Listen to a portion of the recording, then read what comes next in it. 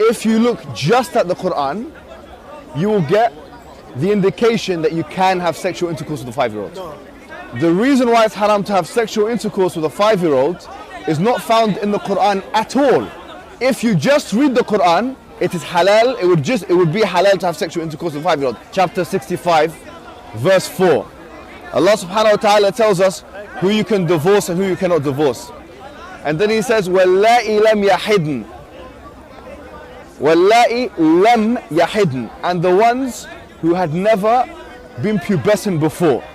And by the way, this is very important, yeah? I want all Muslims to be aware of this. The reason why we don't have sexual intercourse with 5-year-olds and 6-year-olds and 7-year-olds or whatever is not because of puberty. Wait a minute, what did you say? It's not because of puberty, because that verse in the Quran actually says lam yahid. They never had puberty before. You can't go around that. The Quran doesn't say anywhere in the Quran that the woman has to be pubescent. I dare you to find one verse in the Quran where it says you're not allowed to marry someone based on harm, or you're not allowed to have sexual intercourse based on harm, or you're not allowed to marry someone based on puberty. Get me one verse in the Quran which says the woman has to be pubescent. You know, in the Quran it says حُرِّمَتْ عَلَيْكُمْ أُمَّهَاتُكُمْ. It says you're not allowed to marry your mum. It says you're not allowed to marry your sister, your auntie. Where does it say you're not allowed to marry a prepubescent? I'm looking for one verse that you can say, you pinpoint it and say this is where it says prepubescent marriage or whatever is not allowed. So if you're Quran alone, you're steered towards pedophilia, and a severe type of pedophilia, a wife abuse, a severe type of wife abuse. But when we say it, we are Islamophobic.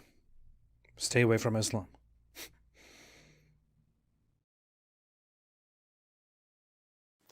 Now, we've all heard about Muhammad having sex with a prepubescent girl.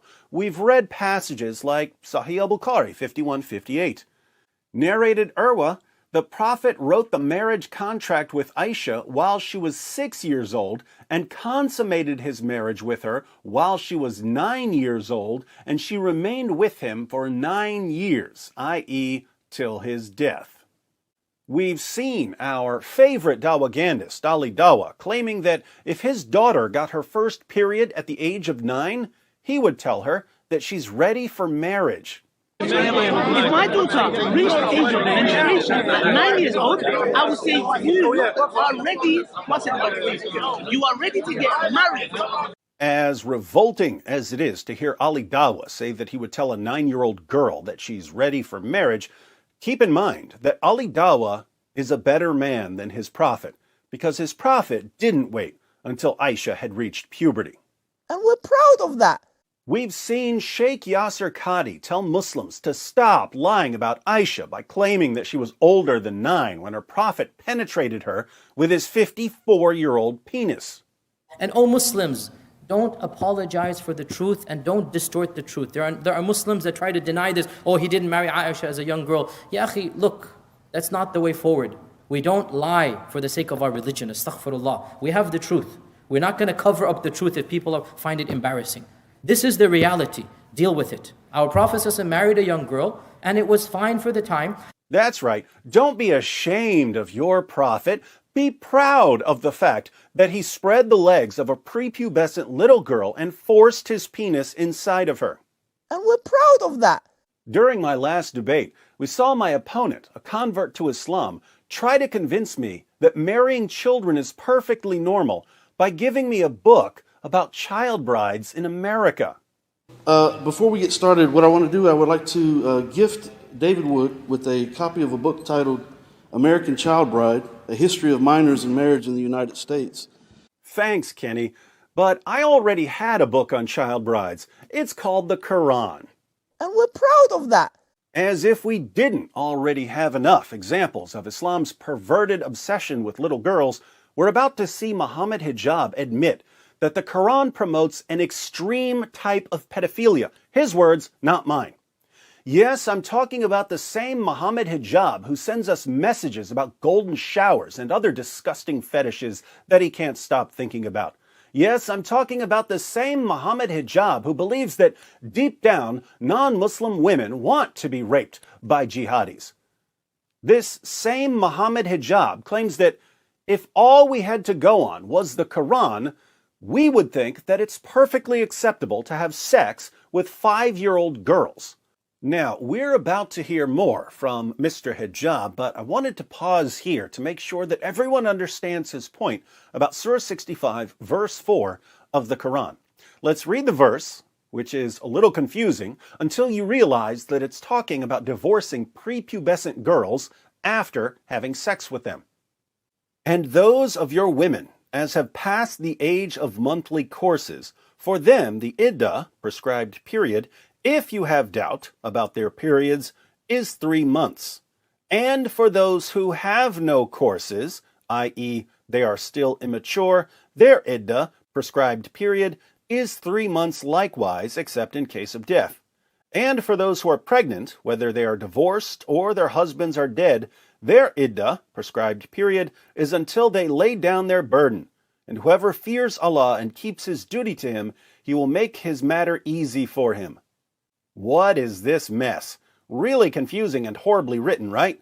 Welcome to the Quran.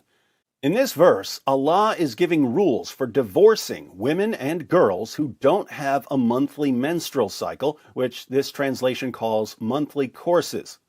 But Muhammad's followers eventually asked him, what about women and girls who don't have a monthly menstrual cycle, either because they're too old, or because they're too young, or because they're pregnant? What do those women and girls do when we divorce them? So, Allah revealed Surah 65, verse 4 of the Quran, where He gives rules for divorcing women and girls who don't have a menstrual cycle because they're too old, too young, or pregnant.